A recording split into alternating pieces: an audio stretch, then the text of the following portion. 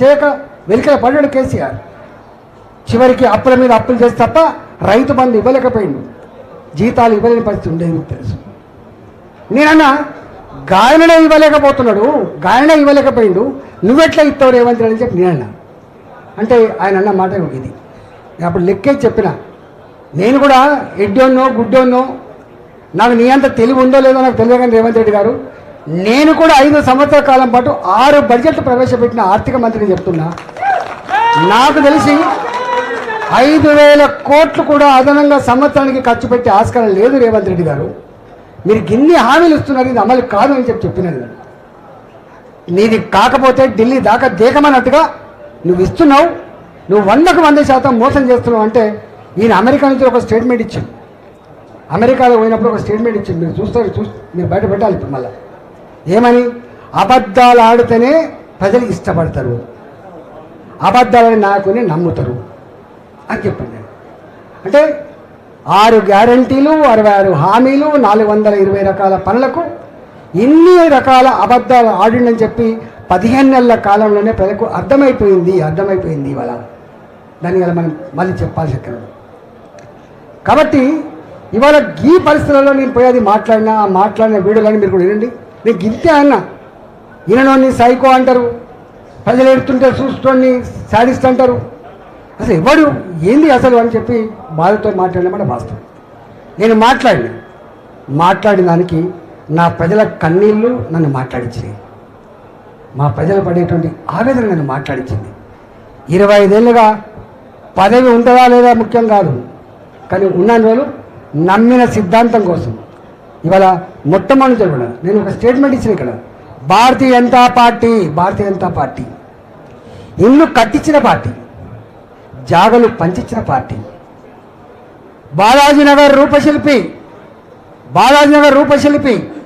బాలాజీనగర్ గుడిసెలు కూడగొడుతున్నాడు. దివంగత నరేంద్ర గారు వచ్చి కొడక కూడుసవా అని చెప్పి ఆఖరి చరిత్ర మా భారతీయ జనతా పార్టీ. ఇక్కడ ఒక వాజ్పేయి నగర్ ఉంటుంది, ఇక్కడ దత్తాత్రేయ నగర్ ఉంటుంది. ఇక్కడ నువ్వు హైదరాబాద్లో ఎక్కడ పోయినా కూడా దీన్ దయాళ్ నగర్ కావచ్చు, దత్తాత్రేయ నగర్ కావచ్చు, అది వాజ్పేయి నగర్ కావచ్చు, ఇవన్నీ కూడా భారతీయ జనతా పార్టీ కూడు లేని వాళ్లకు, గూడు లేని వాళ్లకు ఆదుకున్న పార్టీ భారతీయ జనతా పార్టీ. మేము ఇక్కడ ఉన్నాం బిడ్డ, మేము ఇక్కడ ఉన్నాం. ఇవాళ మీకు అర్థం కావాలి, దేశాన్ని పాలిస్తున్న పార్టీ.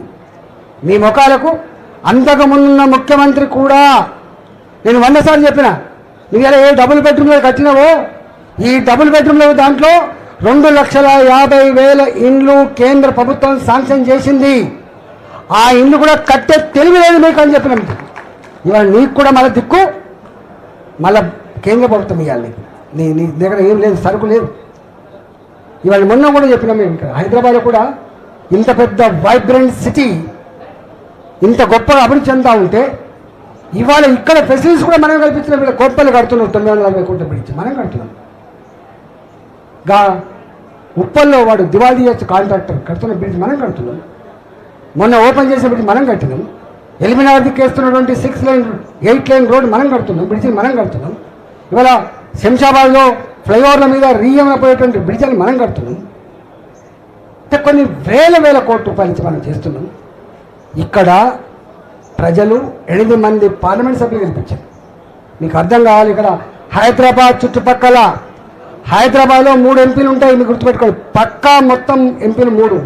ఇవాళ మల్కాజ్గిరిలో 100% హైదరాబాద్లో ఉన్నటువంటి ఎంపీని గుర్తుపెట్టుకో. ఇక్కడ రూరల్ ఏరియా లేదు. ఇప్పుడు మొత్తం 3 చింతలపల్లి కావచ్చు, అది గడికసర కావచ్చు, అది షామిరిపేట కావచ్చు, అది మేడ్చల్ కావచ్చు, ఇవన్నీ అర్బన్లో కలిసిపోయింది. ఇవాళ మొత్తం హైదరాబాద్లో 3 ఎంపీలు ఉంటే 2 ఎంపీలు భారతీయ జనతా పార్టీ ఎంపీలు మాత్రమే.